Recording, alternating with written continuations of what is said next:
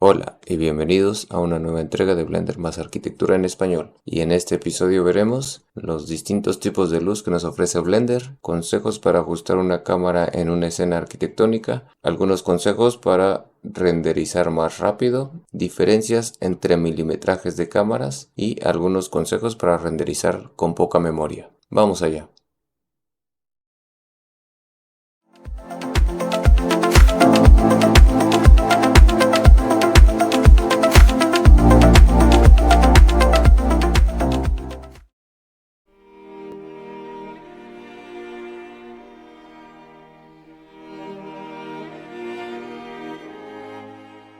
Ajustar una cámara. Existen varias maneras, ¿no?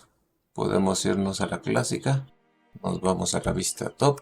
Desde aquí podemos ir seleccionando los espacios que queremos una imagen renderizada. Bueno, por ejemplo, queremos algo de la cocina, ¿no? Ponemos aquí el marcador con Shift clic derecho y luego Shift más A y vamos a agregar una luz. Bueno, primero, si descargaron el archivo, ya van a tener esta luz, que es un sol. Y si no, cuando hacen un archivo nuevo, empezamos siempre con una luz, que es un punto, ¿no? Como esta misma. Lo único que sería seleccionar la luz original, o si la borraron, hacer una nueva, no pasa nada.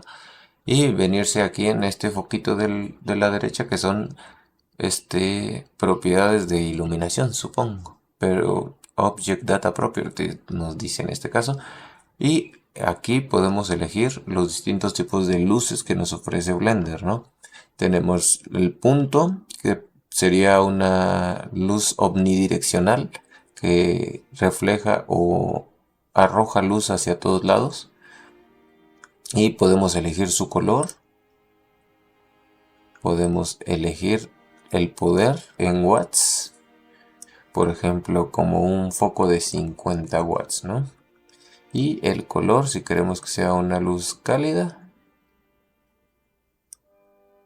o una luz fría, ¿no? Elegimos tonos, bueno, o algún color en específico también se puede. O elegir el tipo de luz solar y elegir el nivel de soleamiento 50 y el ángulo de incidencia solar. Hay también la cantidad máxima de rebotes. Eso también tenemos el radio en el tipo de luz de punto. Tenemos un radio para el tamaño de nuestra luz. Y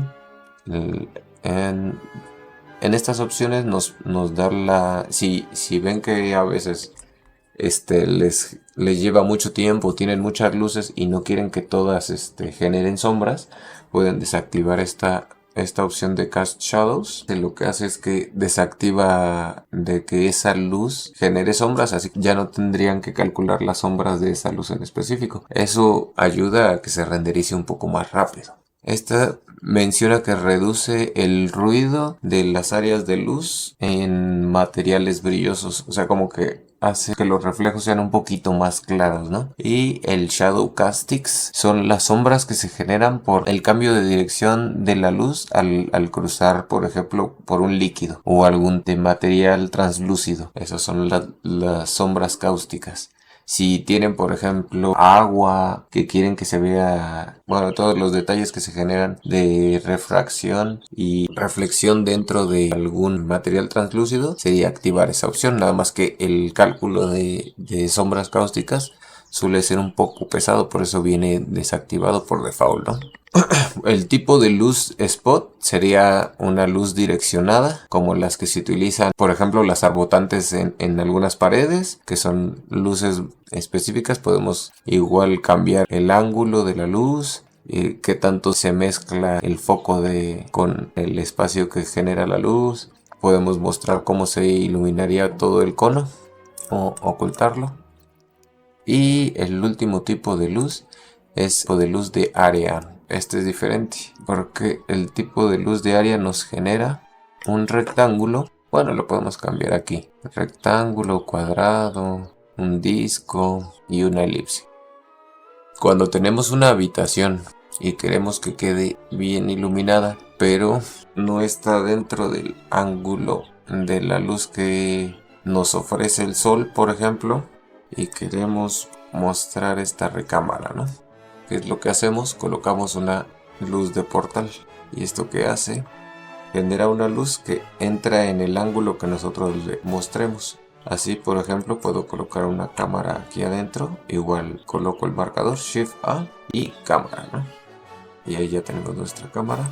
La ajustamos para ir hacia ella. Si es una cámara nueva, es seleccionar la cámara y presionando la combinación Control más 0 y automáticamente nos mete en la cámara nueva, ¿no? Igual para girarlo. Podemos utilizar los controles de movimiento normal, R para rotar, Z en Z, o podemos darle una cantidad de grados, ¿no? 90 grados, por ejemplo.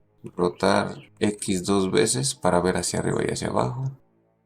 O podemos utilizar más fácil. Si ya tenemos la cámara seleccionada, acuérdense, nos venimos aquí a la opción de View y en donde dice cámara a vista, aquí Camera to View, y luego aquí en View, Navigation y Work Navigation. Y así podemos mover la toma con los controles WASD, ajustando a nuestro gusto, ¿no? Por ejemplo, quiero que quede aquí, pero me dicen, no, casi no alcanza a verse nada de la recámara, ¿no? ¿Eso a qué se debe? Que tenemos una lente de 50 milímetros. Eso lo podemos modificar acá, ¿no? Por ejemplo, yo quiero que sea una lente de... Tengo una cámara, una Nikon, que tiene una lente de 10 milímetros, ¿no? Entonces, pum, le ponemos 10 milímetros. ¿Y qué es lo que hace? Iguala. Acuérdense que ya que tengan su cámara en el lugar que quieran, desactiven la casilla de cámara a la vista, porque si no se las va a estar moviendo. Ya que tenemos la cámara en el milimetraje que queremos, ya podemos volverla a acomodar un poquito más y ya ahora sí se nos alcanzan a ver las dos puertas. Pero acuérdense, eso se mueve aquí en el milimetraje. ¿Sí? Es como tener una cámara real, ¿no? Si ustedes tienen una lente de 13 milímetros, va a tener esta apertura, y si le vamos aumentando el milimetraje, 20, 30, 40, 700, 800, mientras más es como agregarle zoom, ¿no? Pero se va cerrando el cono. Mira, vamos a verla desde arriba cómo es esta opción. Fíjense, esa sería con 17 milímetros, es el rango que nos da de vista. Si lo vamos aumentando, se va reduciendo, y si lo vamos reduciendo, va aumentando ese rango. Pero ¿qué es lo que pasa cuando tienes un rango muy amplio? Se genera el efecto ojo de pescado. Creo que ese es como de 5-8 milímetros. Ahí en 12 milímetros, por ejemplo, ya no tendría tanto una deformación por el tamaño de la lente. Y estábamos hablando de la iluminación, ¿no? Por ejemplo, ya pasamos al modo de renderizado. Y ahora pueden ver cómo entra la luz que pusimos aquí en la ventana. Entra sutilmente y genera este efecto, ¿no? Dependiendo igual de nuestra escena, vamos a pasar, por ejemplo, a la estancia, ¿no? Que ya está amueblada. Vamos a ajustar una cámara. Vamos a robarnos esta que ya teníamos hecha y la vamos a mover para acá. Vamos a duplicarla y vamos a poner una viendo a la cocina, como si estuviéramos sentados en la vara, por ejemplo. Y otra cámara si estuviéramos de este lado. Por ejemplo, eso es una cosa que yo hago mucho. Intentar, no buscar una toma de fotógrafo, sino intentar plantear las situaciones que serían más habituales de alguien en la casa, ¿no? Por ejemplo, si tú te paras en una posición, ¿cuál sería la vista habitual, no? Porque basado en eso, pues puedes generar una ambientación más cómoda para el usuario y que sea más agradable. Por ejemplo, si alguien está en esta posición preparando los alimentos, tiene esta vista de la casa. Y entonces podemos trabajar dependiendo de esta vista para hacer más llamativa una escena, o más compleja, o más interesante, dependiendo de los intereses del cliente. Pues es donde podemos aprovechar para mostrarle lo que quiere ver y que ya se lo estamos proponiendo dentro de nuestro proyecto. si quiero cambiar entre vistas y veo las cámaras, así como ahorita se ve esa cámara del fondo, esta de aquí y esta sobre la que estoy, para cambiar, por ejemplo, seleccionamos esa del fondo, ¿no? Para pasar a esa cámara solo tengo que presionar control y la tecla 0 del numpad. Entonces control y el 0 del numpad y nos manda a la siguiente vista. Por ejemplo, y nos manda a esta vista. Por ejemplo, si estuviéramos sentados aquí esperando el desayuno, esta sería más o menos nuestra vista, ¿no? A lo mejor un poquito más arriba. Por aquí.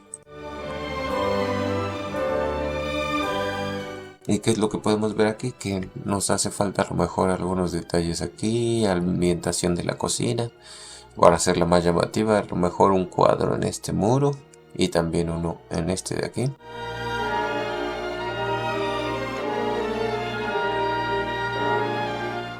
Y si pasamos a esta, por ejemplo, también aquí podemos poner algún detalle en este muro, a lo mejor un closet en este muro, bueno, en este vano que tiene aquí, y a lo mejor algunas obras de arte, algunas pinturas aquí cerca, alrededor de la tele podrían funcionar, algún adorno para la mesa. Y bueno, ya que tienen definidas sus escenas, ya que llegaron a tener, por ejemplo, bueno, lo que yo hago es generar más de una escena, ya poniendo todas las cámaras en su lugar y eso. Nada más que dependiendo de las computadoras de cada uno de ustedes, nos va a permitir dejar todas las escenas activas al mismo tiempo o tener que esconder unas escenas para poder renderizar unas y luego tener que renderizar otras, ¿no? Pero bueno, en el caso de que pudiéramos tener todas las escenas activas y dejar renderizando, que nos dé la cantidad de memoria, porque habrá veces en las que quieran renderizar y pusieron texturas a lo mejor de alta calidad, unas 8K, y están intentando renderizar en 1080p, les va a mandar un mensaje que no tienen recursos suficientes para realizar el render, que falta memoria. Y en ese caso, ¿qué es lo que podemos hacer? O empezar a ocultar las escenas que no estamos utilizando. Y por ejemplo, ahorita imagínense que tuviéramos las recámaras y los baños todos ambientados, ¿no? Con muebles y texturas. Lo que podríamos hacer es, si no vamos a renderizar esas escenas, pues entonces nos venimos a las colecciones, metemos esas escenas en una colección y en estas opciones aquí tenemos la de esconder del viewport. Eso nos libera la memoria que estamos utilizando actualmente, y esta de la derecha que dice desactivar en render. ¿Qué es lo que hace? Automáticamente, al desactivar esta opción, o sea, al quitar esta camarita, lo que hace es que cuando se realice el render no va a tomar en consideración este modelo. Y si le quitamos el ojito de aquí, lo único que pasa es que no se va a ver aquí, pero si lo dejamos, por ejemplo, podemos... ¿Se acuerdan que el pasto lo podíamos desactivar, ¿no? Que si pasábamos aquí, bueno, en esta opción de aquí, lo podemos desactivar en la vista que tenemos acá. Pero también tiene esta opción de la camarita. Si desactivo esta camarita, tampoco va a aparecer en el render. Pero si la dejo y así como está y dejo la camarita, por ejemplo, puedo seguir trabajando así, y en el momento que le dé renderizar, fíjense qué pasa, que nos va a seguir apareciendo el pasto aunque no esté, bueno, aunque no nos aparezca en el viewport, ¿no? Porque tenemos esa casilla desactivada.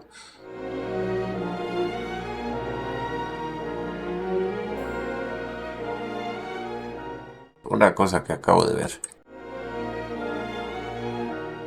En esta opción de aquí está esta opción de Use Styling.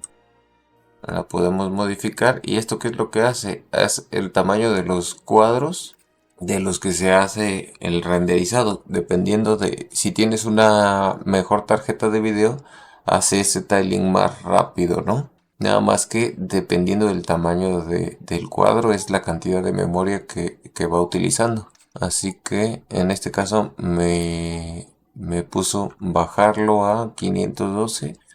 A ver, vamos a probarlo así.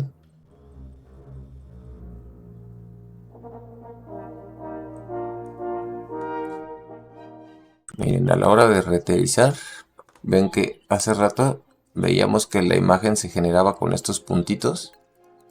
Y pues también dependiendo de qué tipo de tarjeta de video tengamos, es el tipo de denoiser, limpiador de ruido. Para que se limpie aquí a la hora de estar trabajando, activamos esta casilla que dice denoise.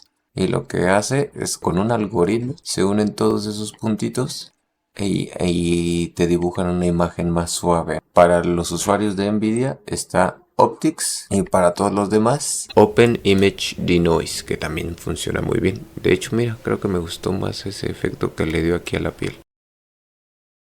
Y bueno, aquí para el viewport yo les recomiendo tener pocas muestras, solo ponerle 32. Y para hacer renders más rápidos les recomiendo tener en esta pestañita que dice render, aquí acuérdense de activar el denoiser, el limpiador de ruido, y aquí podemos elegir el tipo de API que va a utilizar. Si tienen tarjetas de, como ya les dije, si tienen Nvidia, utilicen Optics, les va a agilizar el trabajo. Si tienen AMD, la opción de Open Image Denoiser, y también funciona. Si no tienen ninguna, pueden utilizar ese Open Denoiser con CPU, ¿no? Por ejemplo, puedo seleccionar por CPU y dejarlo con el Open Denoiser. Acuérdense que estas opciones son para el viewport y de render son las opciones de render aquí abajo. Les recomiendo para el viewport 32 muestras. Para el render pueden ser 128, 256, 512, dependiendo del tamaño de la imagen. Acuérdense de utilizar la API que se ajuste a su hardware, ¿no? Y bueno, a ver, si le ponemos en CPU, lo recomendable es que estas muestras sean más chicas, ¿no? Imagínense de 32. Así a la hora de renderizar, se supone que el procesador hace más rápido el tiling si las muestras son más pequeñas. Si vamos a utilizar procesador, es recomendable hacer el tiling más pequeño y que sean más. Y si vamos a utilizar GPU y es buena, que las muestras o los cuadros sean más grandes, pero que no sobrepasen la cantidad de nuestra memoria, ¿no? A ver, vamos a hacer una prueba. Ahorita lo cambiamos a 512 por 512 y vemos la diferencia.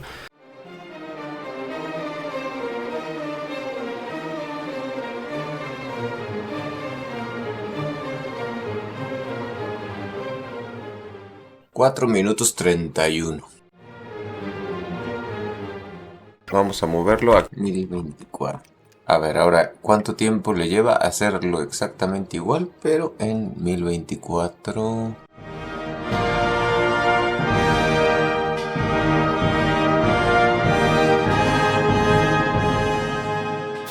Le llevó 2 minutos 51 hacerlo con los cuadros de 1024 por 1024.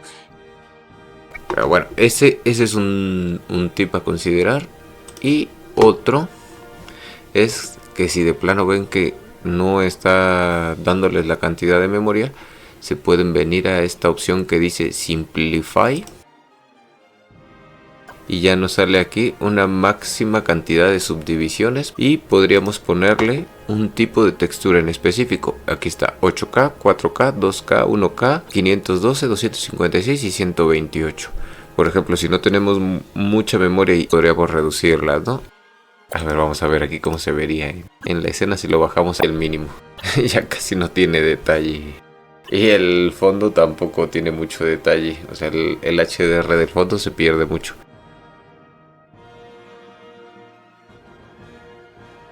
Les recomiendo que ajusten bien sus texturas para no tener que andar usando este tipo de soluciones. Por eso lo recomendable es mejor utilizar las texturas del tamaño específico para lo que sea que se van a utilizar, no andar utilizando texturas 8K para a lo mejor algunos detalles que no van a estar en primer plano, para no tener que utilizar estas opciones. Pero si en algún momento las necesitan, ya saben que tienen algunas opciones, ¿no? Y antes de irnos, para exportar la imagen, ya que tenemos nuestra imagen renderizada por completo, solo nos vamos a esta opción que dice imagen y guardar como. Y aquí tenemos el formato en el que lo queremos guardar, el tipo de compresión, la profundidad de color. Y con esto lo que hacemos pues nada más es elegir la calidad de la imagen que se va a guardar al final, ¿no? O sea, no va a ser muy diferente de lo que vemos aquí, nada más es el formato de imagen en el que lo queremos guardar. Y aquí le ponemos un nombre, no sé, render 01 y guardamos. Y eso sería todo por esta sesión. Si te ha gustado el contenido, deja tu like y suscríbete para más contenido similar. ¡Hasta la próxima!